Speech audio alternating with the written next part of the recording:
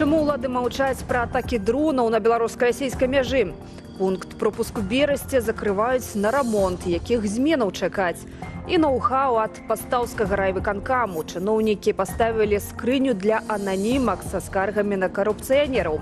Пры гэтым, між іншага, у сённяшнім выданні «Аб'ектыву» з вамі Юлія Лабанова. Вітаю спадарства і запрашаю.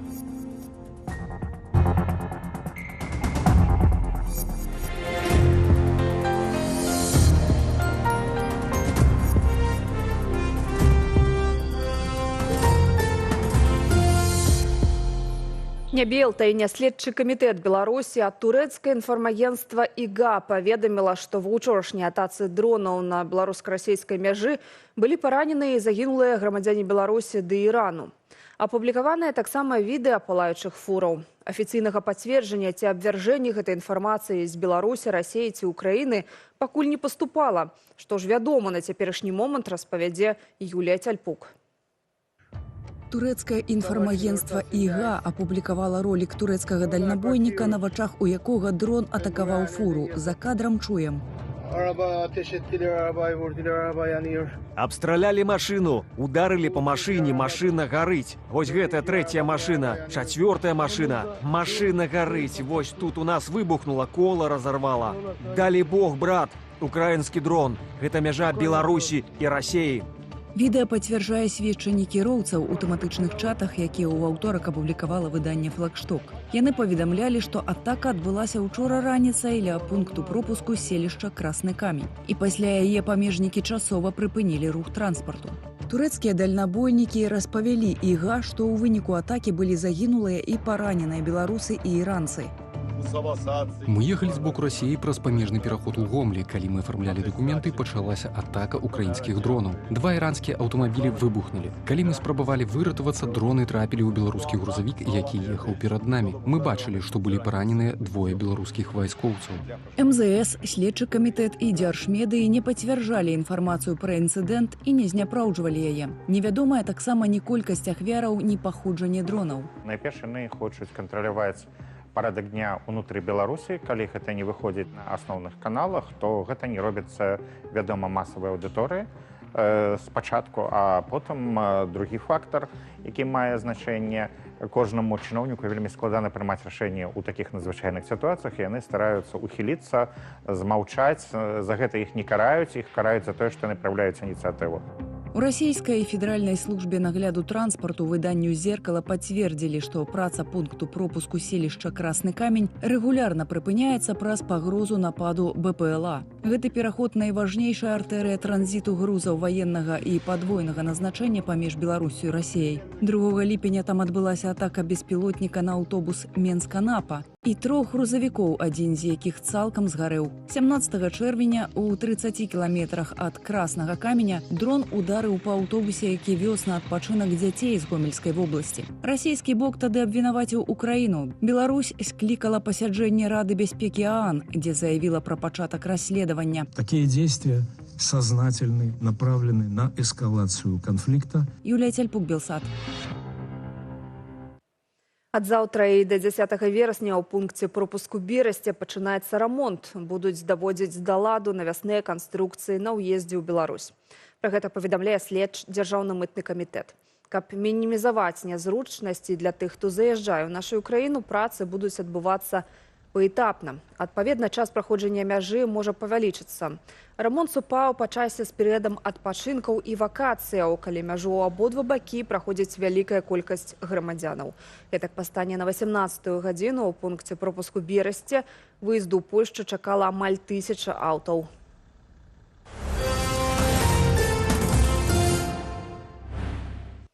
Расійцы вярбуюць беларусаў на вайну з Украінай, ужо нават не хаваючыся.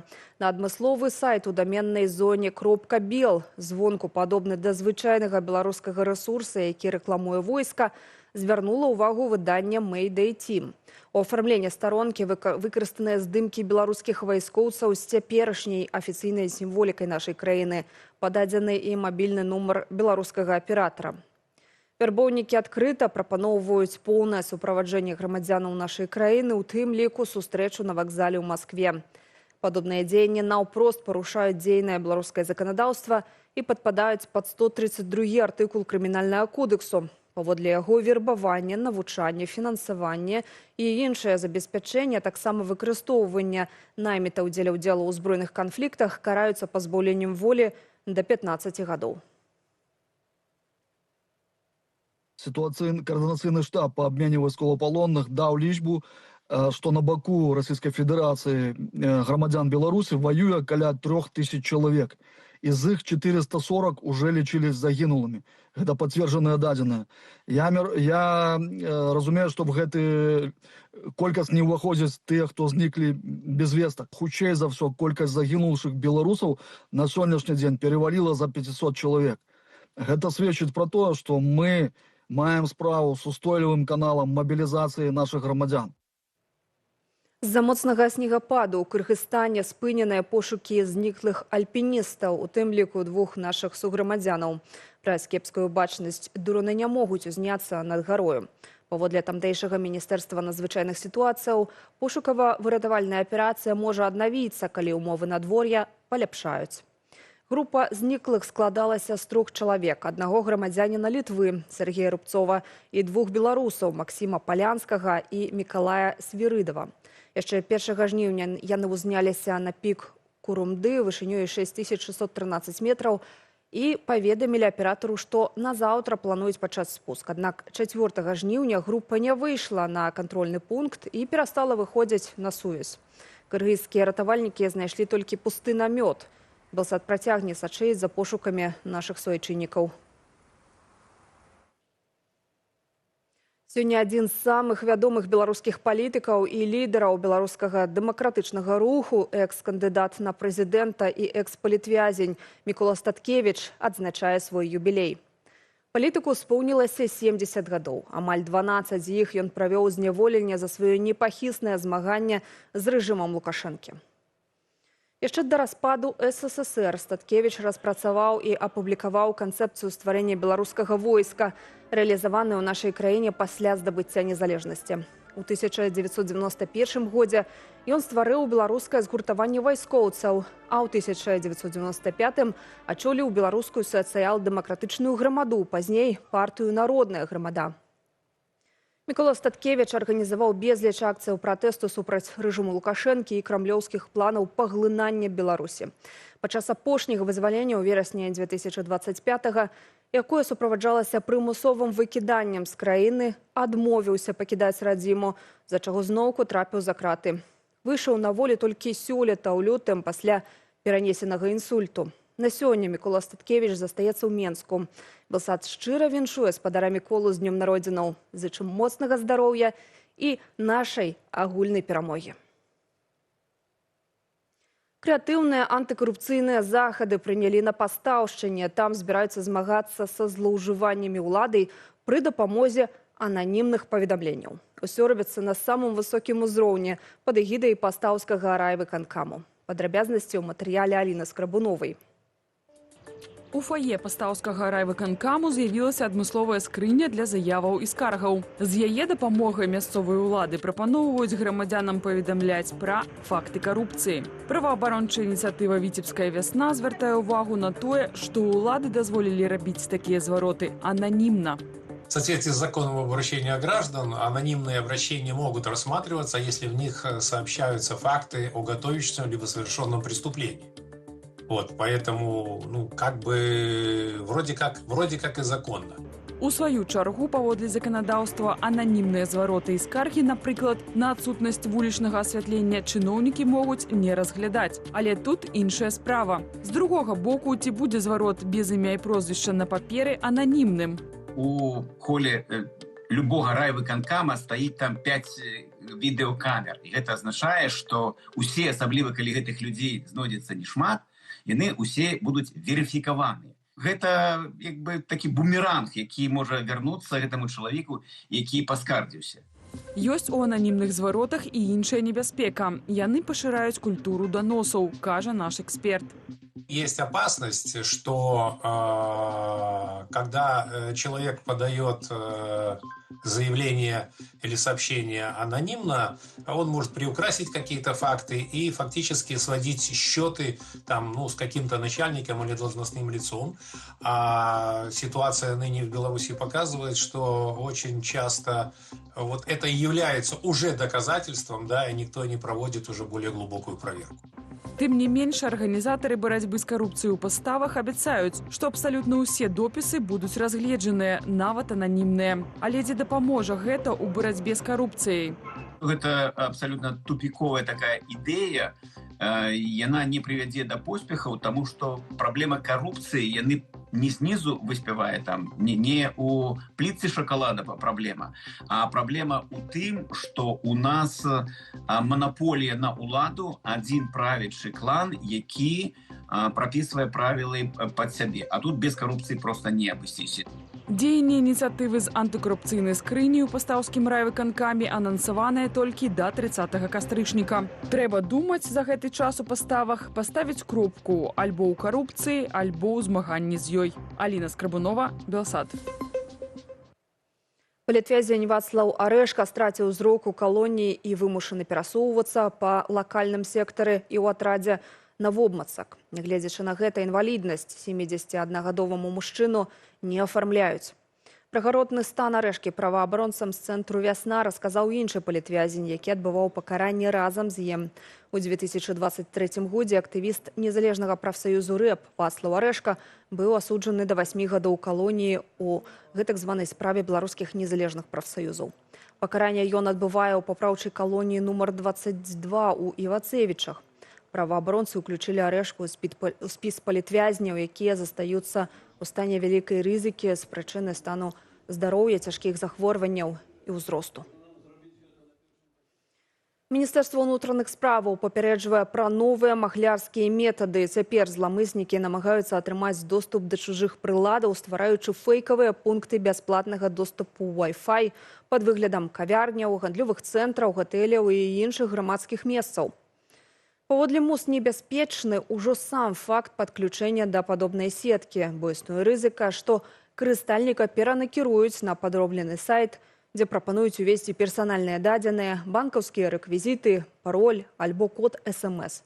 Адсюль і рэкамендацыя не падключацца да незнаёмых сетак. А ў выпадку падключэння заўсёды спачатку удакладняць у персаналу аб'екта правільную назву сеткі і ніколі не ўводзіць у незнаёмых сетках сваіх прыватных і банкаўскіх звестак.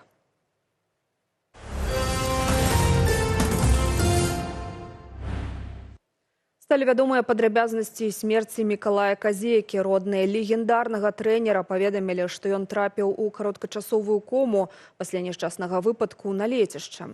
Амаль 30 гадоў Мікалай Казека быў на чале беларускай зборнай фрыстайлу і фактычна стварыў гэты від спорту ў нашай краіне. Ягоныя выхаванцы заваявалі 8 алімпійскіх медалёў, але ў сённяшняй Беларусі не знайшлося аніводнага чыноўніка і дзяржаўнага медыа, каб выказаць спачуванне ці прынамсі паведаміць пра цяжкую страту. Зміцер Смак.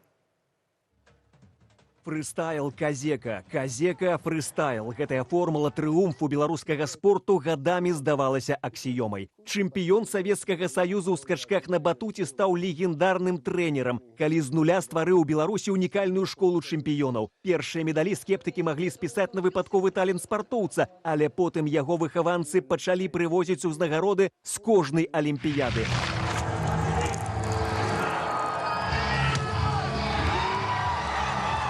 Дашчынскі, Грышын, Цупер, Кушнір, Гуськова вучні з залатымі і срэбнымі літарамі ўпісвалі імя свайго настаўніка ў гісторыю сусветнага спорту. Сын вядомага літаратурнага крытыка ганарыўся беларускай спадчынай. Это вот белорусские, они все с автографами отца. Василий Быков. Ён заўжды паўтараў, што не робіць са сваіх вучняў салдатаў ці робатаў, а стварае з кожнага асобу. У выніку яны пераступілі праз свой страх на трампліне і не сталі хаваць чалавечыя рысы ў 2020-м. Калі фрыстайлістку Александру Рамановскую, чэмпіёнку свету, звольнілі пасля выказванняў супраць гвалту і фальсіфікацыі выбараў, Мікалай Казека пайшоў яе абараняць. У нас есть она, Конституция. Вот она, здесь написано. И Олимпийская хартия, здесь все написано. Никто не имеет права давить на человека, чтобы он изменил свою точку зрения и высказывал не то, что он думает. Пасля таго, як Мікалай Казека і ягоныя падапечныя падпісалі ліст супраць гвалту з патрабаваннем прызнаць несапраўднымі прэзідэнцкія выбары, фрыстайл у Беларусі, нягледзячы на саму назву з ангельскім словам «свабодны», з экстрэмальнага віду спорту ператварыўся ў экстрэмісткі. Адклікаць свой подпіс заслужаны трэнер адмовіўся. Под пытками может заставить, но думать даже под пытками не заставит. Мое решение обдуманное было подписать это письмо. Неправильно понял бы вообще суть своего существования. Трэнера пазбавілі стыпендыі, выкінулі са зборнай і не даравалі нават пасля смерці. Дзяржаўныя СМІ і маленькім радком не ўзгадалі пра смерць Казекі. А ніводзін чыноўнік не выказаў спачування родным. Нават пра саму смерць стваральніка беларускага фрыстайлу стала вядома з паведамлення алімпійскага медаліста Вадзіма Дзевятоўскага, які сам быў звольнены з пасады старшыні Федэрацыі лёгкай атлетыкі пасля таго, як у 2020-м выказаў сваю пазіцыю. Любое упоминание легенды, якая выказалася супраць рэжыму, для іх вялікая боль. Як і пра сілавікоў, калі выступіў сілавік, то для яго больш усяго пакарання ідзе. Таму і вось Мікалай Іванович гэта легенда, і тое, што яны баяцца нават яго ўзгадваць пасля смерці, гэта і даказвае яго легендарнасць і ўсё тое, што ён зрабіў для Беларусі. Пакуль трэнеры па ўсім свеце выкарыстоўваюць методыку Казекі, спартоўцы, што падпісвалі адкрыты ліст у 20-м, успамінаюць, з якім гонарам яны гэта рабілі, калі бачылі там подпіс Мікалая Івановича, а таксама ягоную спартовую вытрымку і запавет трымацца і чакаць свайго моманту. Всех призываю не сыпать пепел на голову. Еще жизнь идет, жизнь продолжается. Еще будет масса случаев доказать свою правоту. Зміцер Смак, Белсат.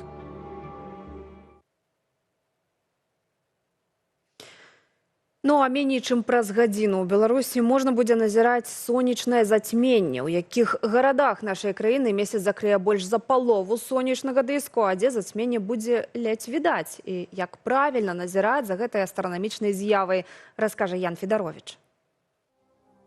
Зацьменне ў Беларусі распачнецца прыблізна о 20:10 і працягнецца да самага заходу сонца. Пры назіранні за ім эксперты нагадваюць пра захады бяспекі. Сонца, як зорка, гэта небяспечна для нашага зору, таму абавязкова трэба выкарыстоўваць спецыяльныя акуляры для сонечнага зацьмення. Яны каштуюць не вельмі дорага, а захаваюць ваш зрок. Нельга выкарыстоўваць звычайныя акуляры, бо праз іх нельга глядзець непасрэдна на сонца. З буйных гарадоў Беларусі найбольшую частку сонечнага дыску месяц закрые ў горадні і Берасці, найменшую ў Гомлі. Важнае значэнне будзе мець месца, з якога вы збіраецеся назіраць за зацьменнем.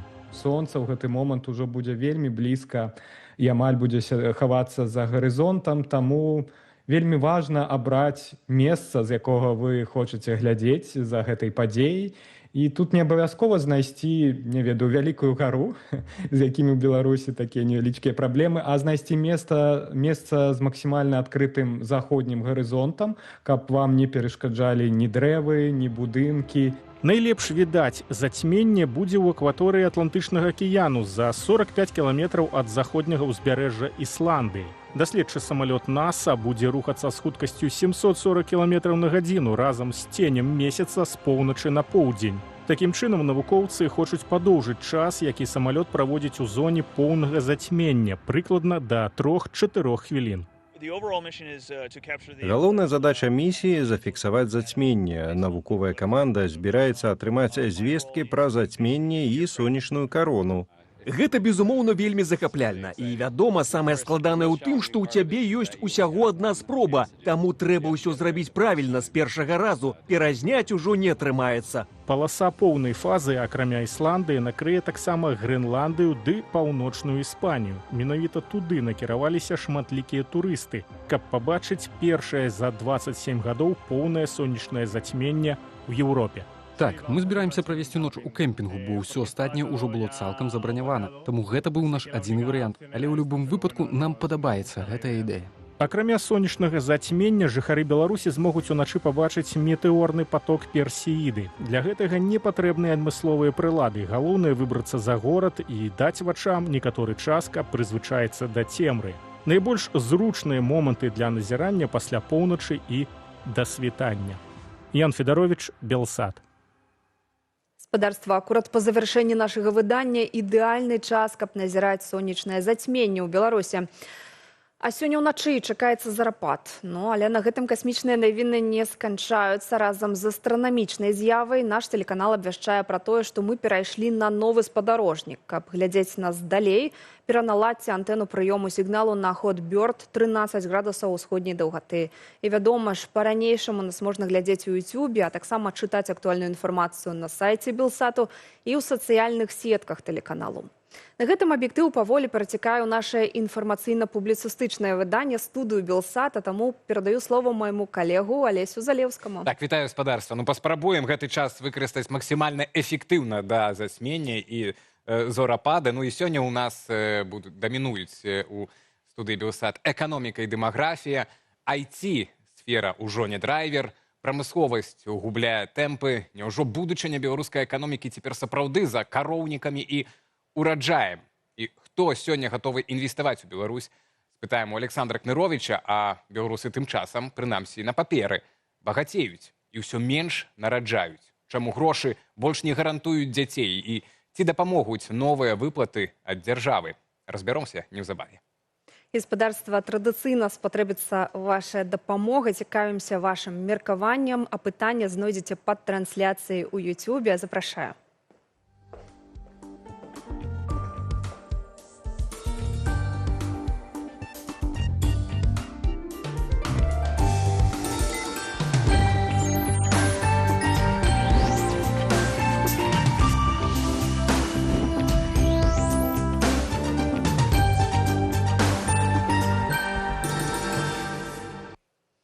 Гаспадарства, гэта студыя Белсат, Алесь Залеўскі. І Юлія Лабанова. І ўжо пяройдзем да нашага пытання, якое мы анансавалі секунду таму. Павелічэнне выплат на дзіця. Ці гэта павялічыць нараджальнасць? Варыянт адказаў так, не, або, магчыма, вам цяжка сказаць. Галасуйце, калі ласка, ананімнае нашае пытанне, таму бяспечнае. Абавязкова падчас абмеркавання тэмы мы вернемся да вынікаў. Так, тэму гэтую будзем абмяркоўваць трошачкі пазней. Я толькі нагадаю гаспадарства, хто не чуў пра апошнія змены ў сацыяльнай падтрымцы, што цяпер нібыта дзецям да 3 год, а дакладней бацькам іх апекуну, будзе налічвацца сацыяльная падтрымка ў залежнасці ад даходу гэтага маці ці бацькі, у залежнасці, хто асноўны апекун. Ці дапаможа гэта нашай вырашыць дэмаграфічную праблему? Галасуйце, варыянты ёсць. І спадарня Ірына Сідорская будзе літаральна праз хвілін 20 у нашым эфіры. А пакуль эканоміка. IT страчвае ролю драйвера беларускай эканомікі, прамысловасць губляе экспартную прывабнасць. Няўжо і сапраўды ўлада зробіць галоўную стаўку на поле, карову і ураджай? Сёння ў Беларусі таксама дзень інвестара, але хто сёння гатовы ўкладаць грошы ў беларускую эканоміку, і на чым яна ўвогуле можа расці ва ўмовах санкцыяў і ўсё большай залежнасці ад Расіі? Неўзабаве спытаем у бізнэсоўца Александра Кныровіча. А пакуль некалькі лічбаў. За апошнія гады дэфіцыт Беларусі ў гандлі прамысловымі таварамі вырас, увага, у 5 разоў. Адначасова прамысловасць усё менш працуе на экспарт. Доля прадукцыі, якая сыходзіць за мяжу, скарацілася з 57% да 50%. Прадпрыемствы шукаюць новыя рынкі, новыя заказы. Збанкрутаваны Белвест, ну, гэта ўжо не прамысловасць, а абутковая сфера, напрыклад, спадзяецца загрузіць вытворчасць спецабуткам для М'янмы. А вось на расійскім рынку ўзнікла новая магчымасць для беларускіх нафтаперапрацоўшчыкаў. Паводле новай газеты «Европа» Расія ўпершыню стала імпартаваць больш нафтапрадуктаў, чым экспартаваць, а Беларусь іх галоўны пастаўшчык. І на гэтым фоне ўлады праводзяць сёння дзень інвестара. Хто і ва што сёння гатовы ўкладаць грошы ў Беларусі? Даведаемся мы ад нашага першага госця Александр Кнырович, бізнесовец, блогер, вядоўца праграмы «Атмасфера» на Белсаце. З намі на відэасувязі. Вітаем вас, патруль Александр. Добрый вечер, паважаныя ведоўцы, добрый вечер, паважаныя гледачы. Так, пачнем ад все-таки гэтай прамысловасці. Яна падае ўжо не першы месяц.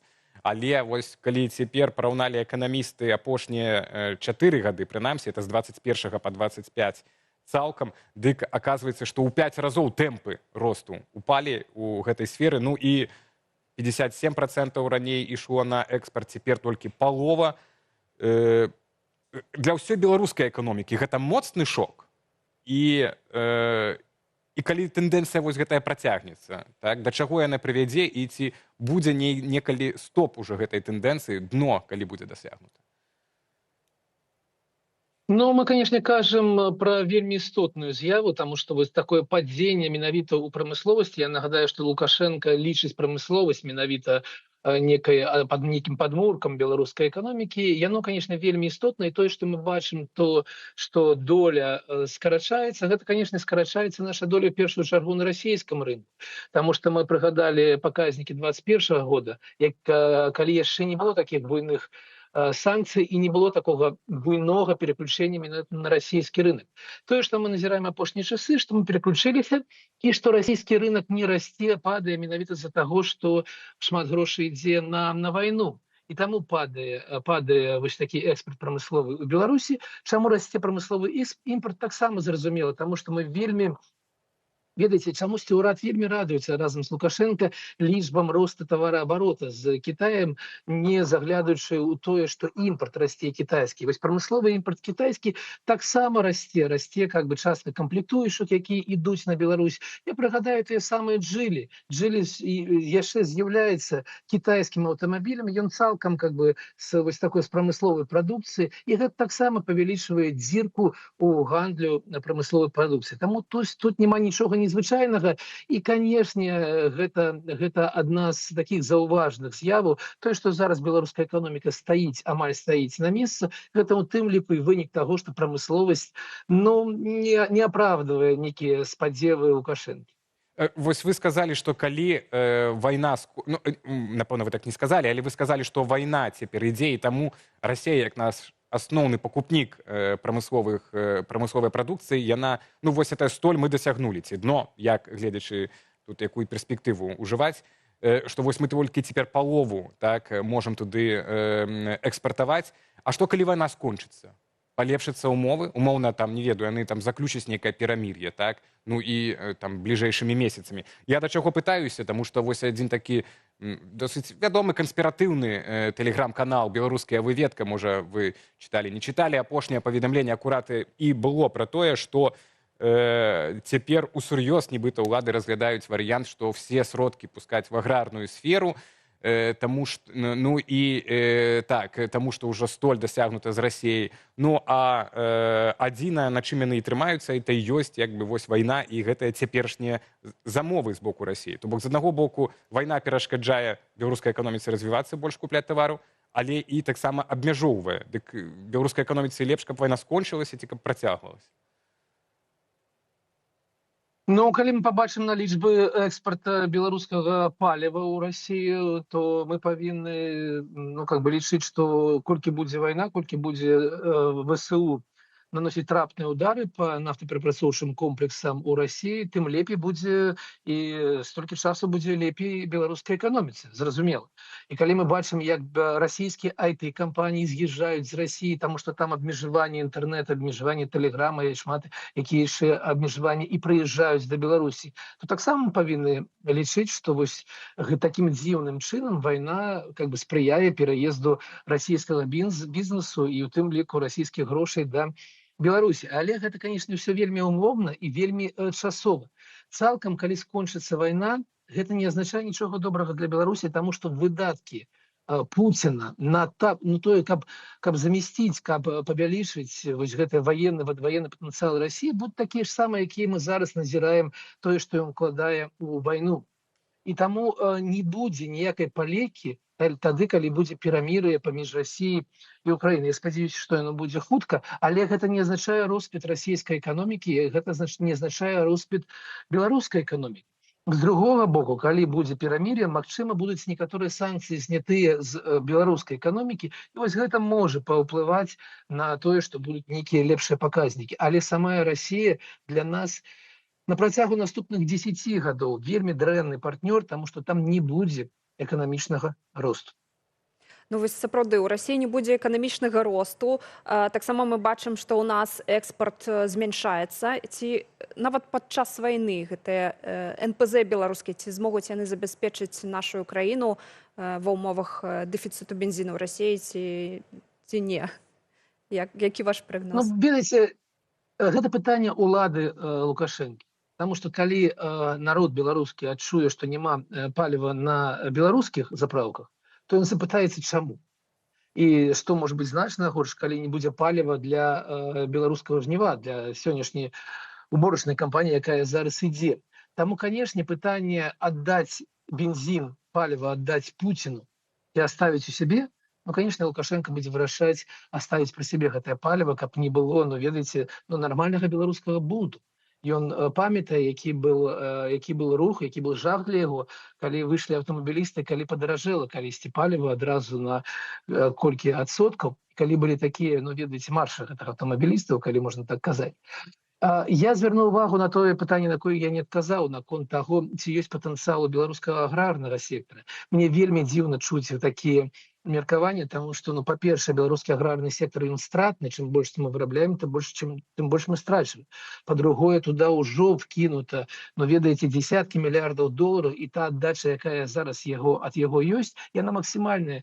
Павялічыць туды вливанне не азначае павялічыць оттуда, ну, некие прыбыткі. Ну и по-трэцяе, конечно, но нашим галоўным пакупніком все равно з'яўляецца Россия, а там мы уже досягнули некой столі. Таму гэта дзіўна і, конечно, непраўдзівая інфармацыя, што такой варыянт ввогуле можа быць.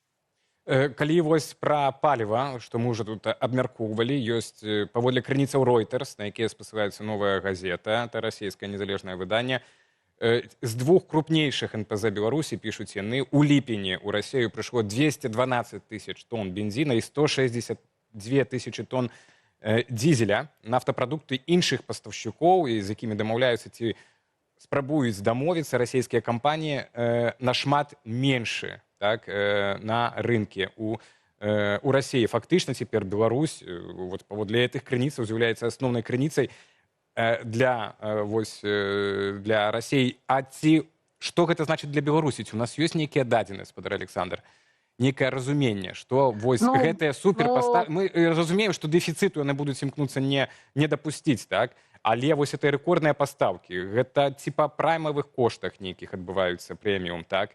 Ці гэта нам дае добра для эканомікі, ці яшчэ вот пытанне больш завязвае нас на тую ж самую расійскую эканоміку?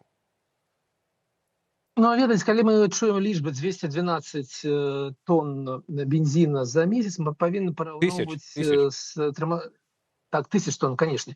Павінны параўноўваць з максімум в 300 тысяч тонн, які ввогуле мажлівы. То бок мы не, ну, амаль недалёка ад гэтага максімума. Калі мы побачым лічбу, мы можем на экспорт даваць. Так.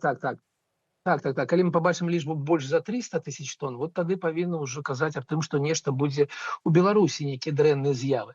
Наконт таго, ці гэта прыбытковае, мы бачым па ўскоснай статыстыкі, як в Гомельской области менавіта з-за гэтага працэсу павялічылась рэнтабельнасць вытворчасці, так? І таксама у нафтана таксама мы бачым па ўскоснай статыстыкі, што там плюс 15% пунктаў. Таму зараз гэта, конечно, вельмі карысна для беларускай эканомікі, гэта яе падтрымліваюць, але, конечно, мы павінны лічыць, што гэта вельмі часовая з'ява. Ну і, конечно, у параўнанні з агульным патрэбай у Расіі паліва, яна больш за 10 мільёнаў тонн, ну, агульная патрэба ў паліве за месяц, нашыя пастаўкі, даже калі прасумаваць дызель і бензін, ну, не могуць вырашыць ввогуле расійскага пытання. Спадар Александр, сёння дзень інвестара у Беларусі адзначаецца, ну, не можам мы не звярнуць на это ўвагу ў размове з вами. І акурат сёння прыйшла навіна, што адно з вядомых прадпрыемстваў, інвестыцыйных прадпрыемстваў у Ганкавіцкім раёне, якія мелася займацца вытворчасцю сухафруктаў, пюрэ, там было ўкладзена інвестыцыі каля $500 000 у тым жа самым Ганцавіцкім раёне, там нават на пачатку было 17 працоўных месцаў створана. Ну, сёння яны абвясцілі пра банкротства. Не будзе гэтых сухафруктаў на Берасцейшчыне, гэтага вытворца. Я, паглядзеўшы па інвестыцыям вагулам, па Белстату, в агульнай статыстыцы, там 3-4% у залежнасці ад рэгіёна. Я так разумею, это ўнутраныя інвестыцыі дзяржаўных тых же самых арганізацый, прадпрыемстваў.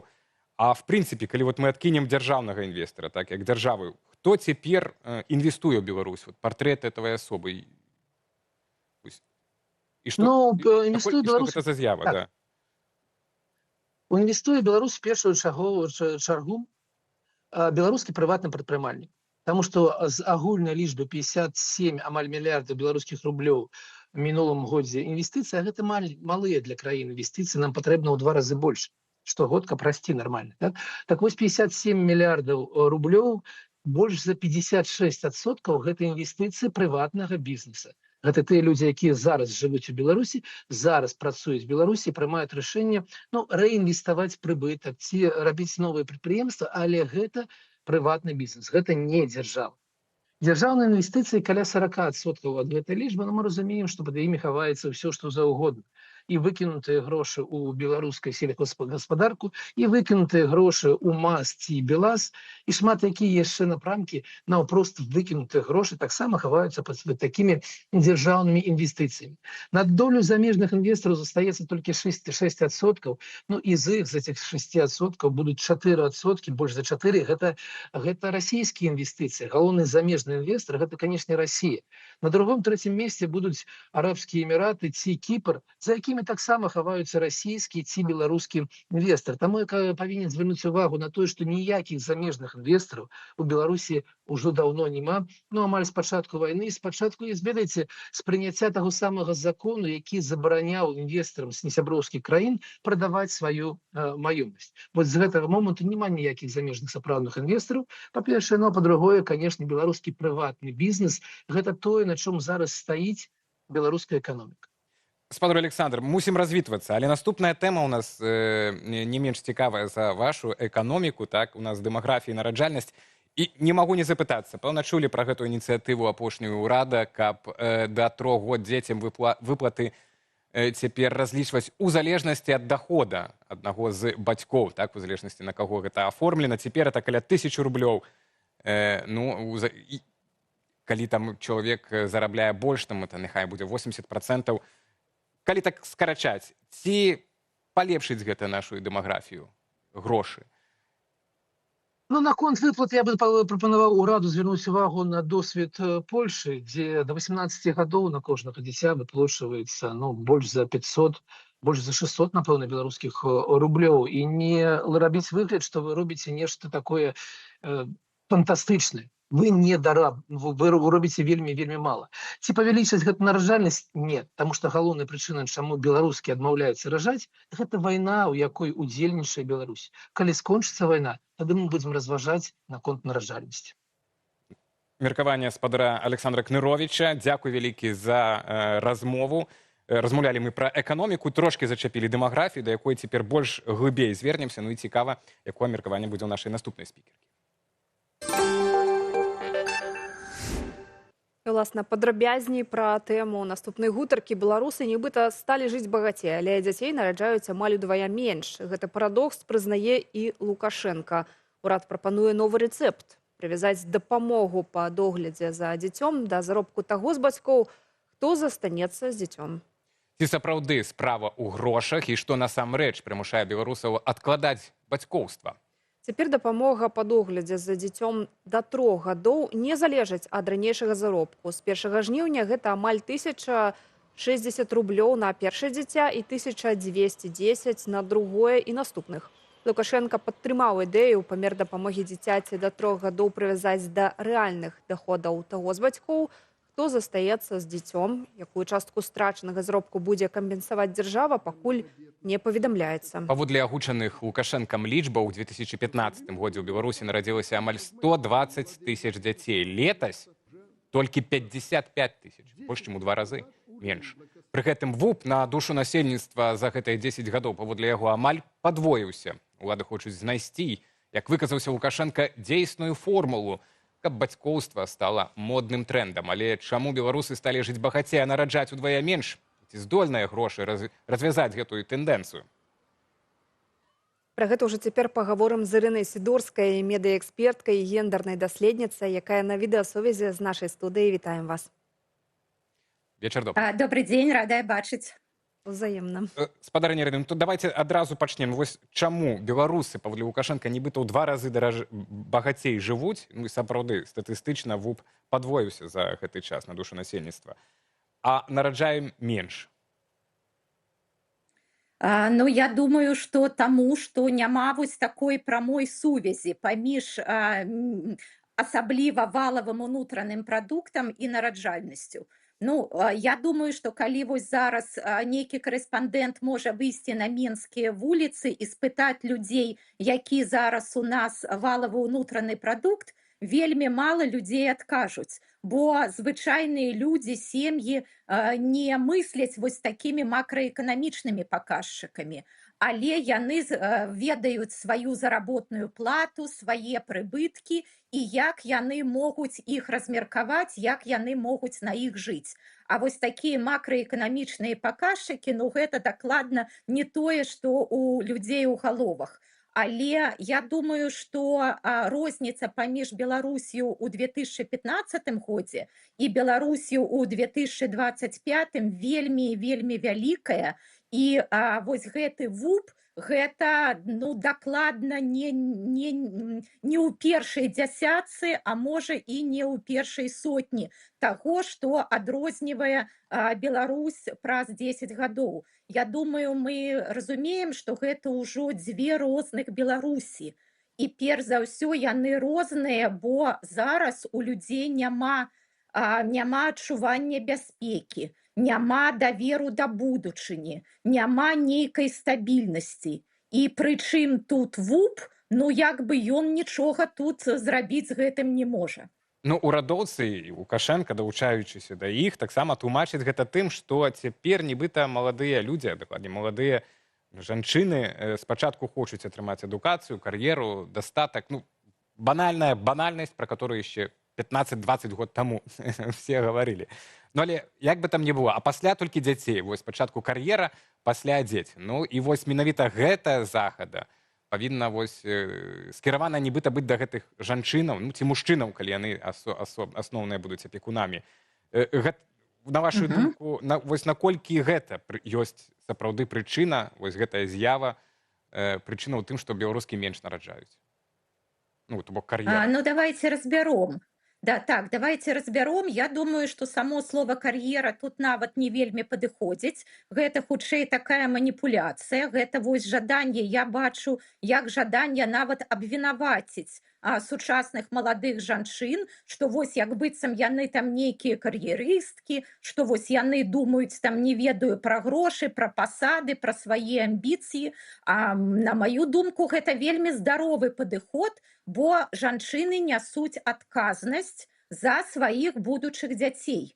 І якраз яны хочуць, вось калі ёсць магчымасць, ну як бы замацаваць за сабой і працоўныя кампетэнцыі, і працоўнае месца, ну і скласці хаця б нейкі падмурак для сваіх будучых дзяцей. Таму я б вось такія паводзіны, ну як бы наадварот ухвальвала бы і гаварыла, што гэта прыкмета вельмі такога адказнага бацькоўства, адказнага мацярынства.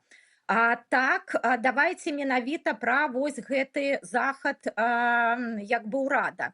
Канешне, ён разлічаны перш за ўсё на жанчын, бо менавіта беларускія жанчыны у абсалютнай большасці выпадкаў выходзяць, бяруць гэты дэкрэтны адпачынак, догляд за дзіцём. 98-99% тых, хто даглядае дзяцей да 3 гадоў, гэта менавіта жанчыны.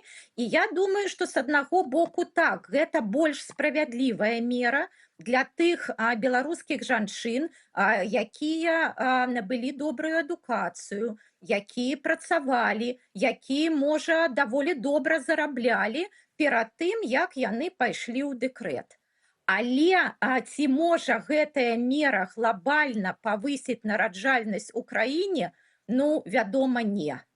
Бо, па-першае, сам гэты адпачынак, ну, ён вельмі вялікі па доглядзе за дзіцём, 3 гады, але гэта толькі 3 гады.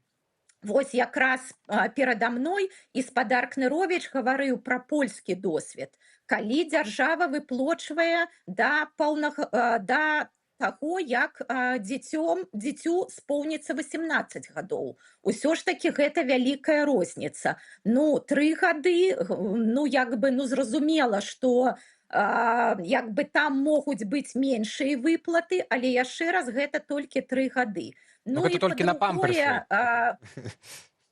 Так, безумоўна. І глядзіце, мы ж яшчэ зараз не ведаем, наколькі гэтыя выплаты будуць большымі. Яшчэ не далі дакладных, значыць, гэтых выкладак.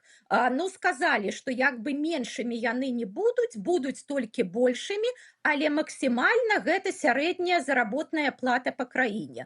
Ну, канешне, ёсць жанчыны, якія зараблялі і больш, чым гэта сярэдняя заработная плата.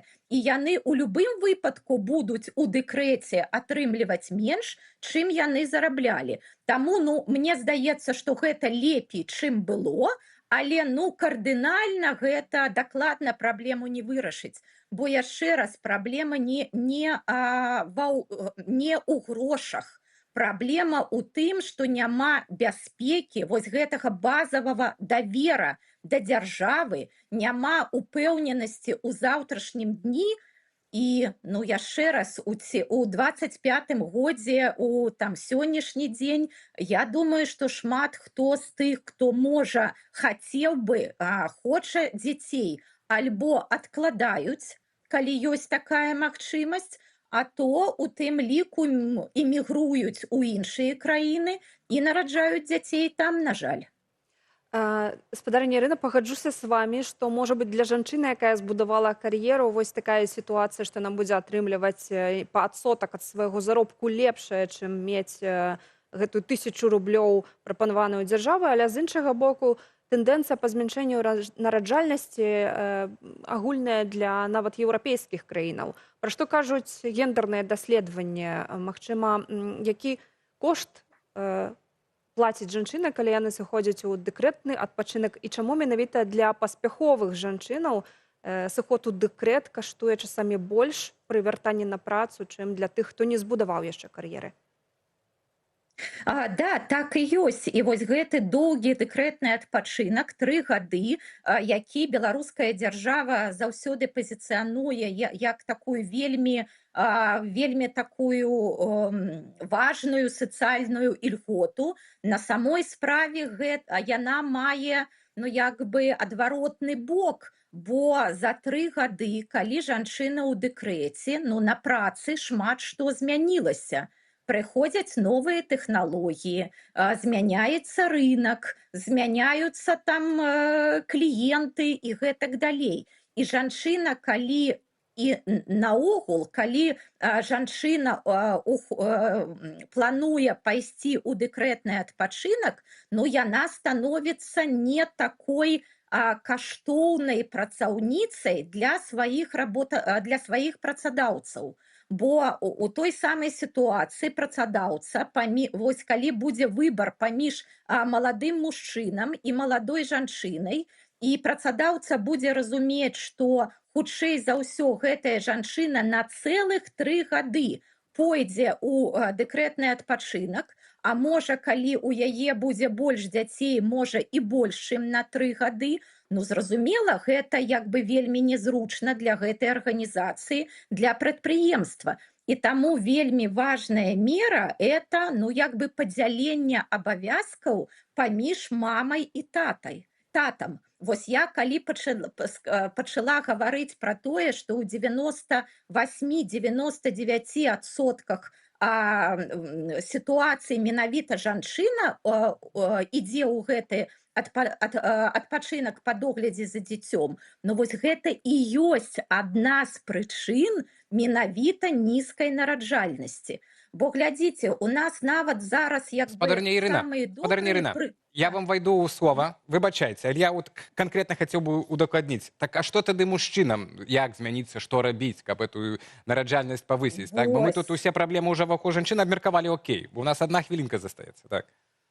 Вось, я цалкам згодная, без мужчын мы тут сітуацыю не выправім. Бо калі мужчына будзе разумець як бы сваю місію як дапамога жонцы, то тады мы ситуацию кардынальна не выправім. Сітуацыя выправіцца, калі мужчына і жанчына будуць дзяліць гэтыя абавязкі.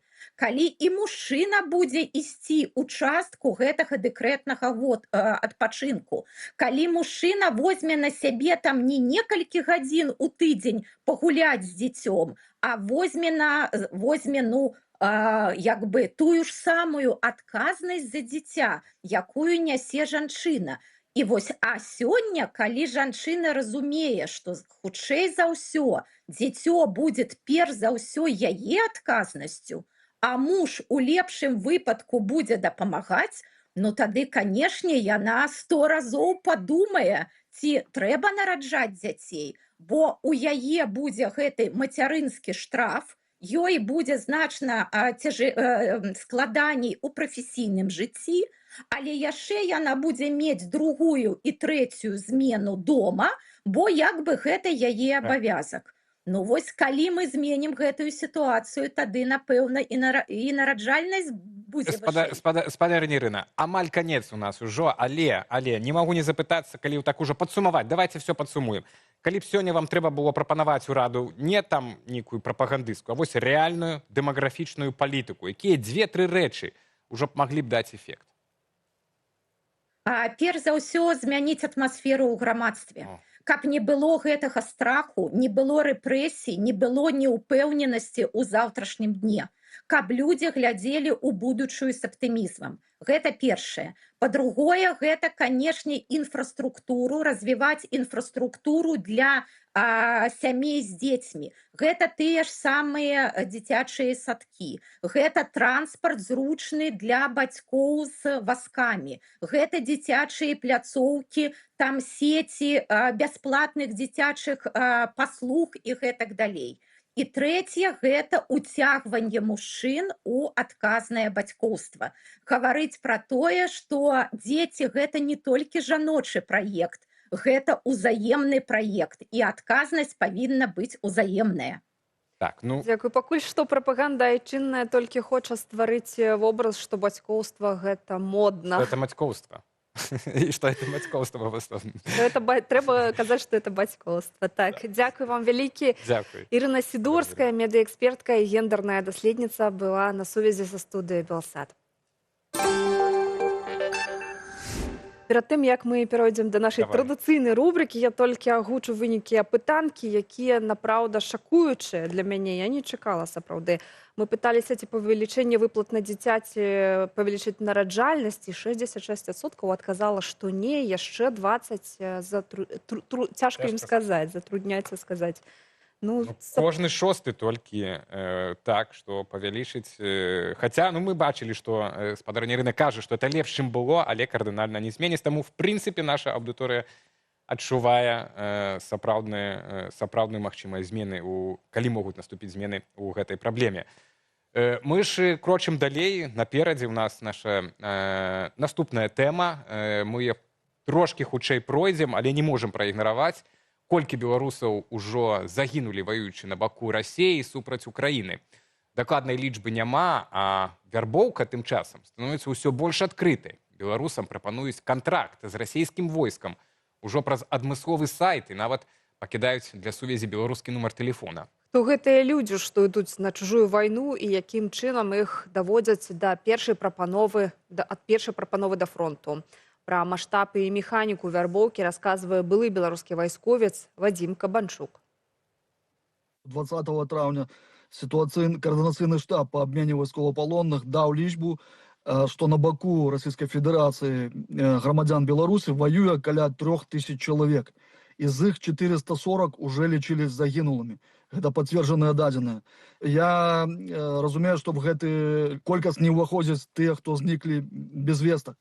Іх бывае вельмі шмат, тому што камандзіры расійскіх частак, каб зменшыць свае страты, не даюць зніклых без весці, як загінуўшых байцоў. Усё лета велись вельмі актыўныя баявыя дзеянні, таму хутчэй за ўсё колькасць загінуўшых беларусаў на сённяшні дзень переваліла за 500 чалавек.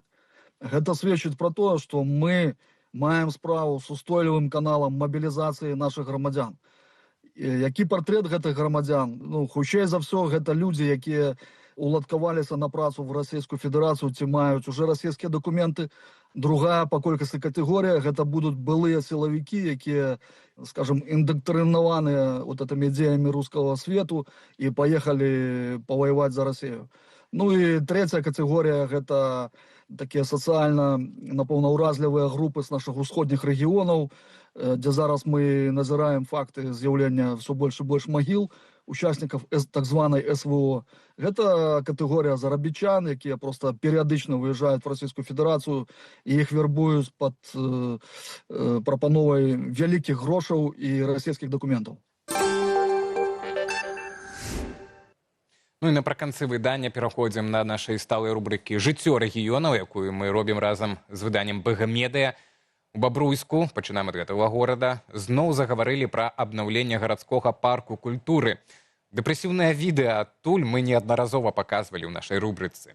Праўда, пакуль планаваныя змены больш нагадваюць касметычны рамонт, суботнік, прыбіранне тэрыторыі і новая карусель, хаця яшчэ год таму чыноўнікі абяцалі значна больш ад новых дарожак і фантанаў да мадэрнізацыі ўсяго парку.